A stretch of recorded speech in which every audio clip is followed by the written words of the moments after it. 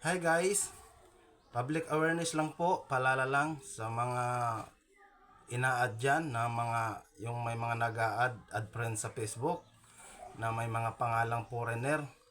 Huwag po tayong padadala kasi karamihan dyan, scammer.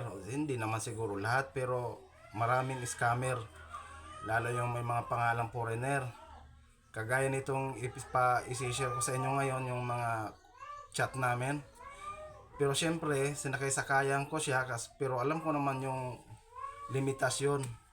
Ang masama, inihingi yung number ko. Sinabi ko naman na walang signal dito sa bahay. Pero totoo naman talagang walang signal dito sa bahay. Dito sa Umabay sa aming bahay. Kay Globe Key Smart. Binigay ko naman yung number ko. Kaya ano naman makukuha niya sa number ko. Sinabi ko pa nga na yung number na yun, yan ang Gcash number ko. Tapos, hinihingian niya ako ng code. Alam ko naman yung code na yon na hinihingi niya, malamang binubuksan niya yung Gcash ko o kaya gusto niya mag-transfer ng pera. Kaso hinihingi niya yung code, malamang yung OTP yon, hindi ko naman masisend. Unang-una nga wala ditong signal kaya walang papasok na text. Pero syempre kaya may pumasok dito na text na nagsasabi ng ito yung OTP, hindi ko naman isisend syempre.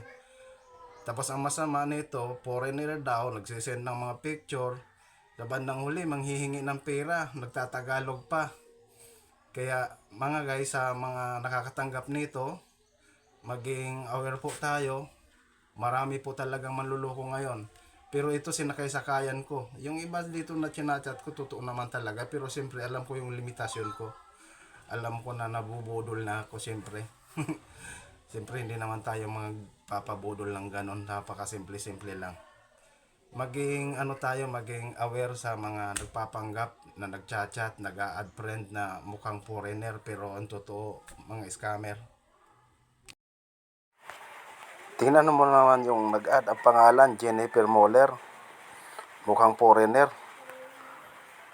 Nangamusta pa, siyempre tao naman nagkausap, di siyempre okay rin. Sinasakay-sakayan din natin. Maayos naman tayong makiusap eh. Ang problema lang, nagkandahirap-hirap ako pag English. Sa bandang huli pala, nagtatagalog. Tingnan nyo naman, ang bebenta pa ng kung ano-ano. Pinapupunta pa ako sa mga grocery store daw niyan o kaya sa gasoline station. Nagpapabili siya ng ganun.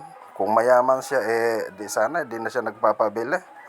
At saka ang sabi niya, taga Germany siya, tapos nasa Syria ata siya, tapos ngayon nasa Mexico na naman. Kaya mag-ingat po talaga tayo guys sa mga mapagpanggap na akala natin foreigner, akala natin mabait o ano, yung pala manluloko din. At saka Pilipino rin to malamang, marunong magtagalog eh. Alam nga yung piso. Ang masama, binubuksan yung Gcash ko, kumukuha siguro ng pera. Kaya yung Gcash nagsisend sa akin siguro ng OTP. Buti na lang walang signal dito sa bahay. At saka siyempre kahit may mag-send text sa akin, hindi ko rin ibibigay. Alangan, alam ko na pang i-scam lang eh. Binigay ko naman talaga yung Gcash ko, totoong number yon. Ano naman ang makukuha niya sa Gcash kung hindi naman ako magsisend. Nag-send pa siya ng mga picture pero malamang hindi naman siya yan kasi nga bodol to eh. Kung sino-sino pang picture ang sinend niya. Kita nyo naman maganda, mukhang mayaman. May mayaman bang nanghihingi pa ng pera? Saan ka pa? Marunong pa sa piso. Ayan, no, tingnan nyo. Mukhang social, pero malamang siyempre hindi siya yan. Kaya huwag tayong padadala sa mga mukha-mukha. Baka kung saan-saan lang kinuha yan. Grabe talaga ang scammer ngayon. Gusto pa mag-send ng video dyan sa bandang huli para tunayan daw na hindi siya manloloko. Ayan, blinak ko na. Ako na yun yung nag-block niyan para wag nang umaba masyado.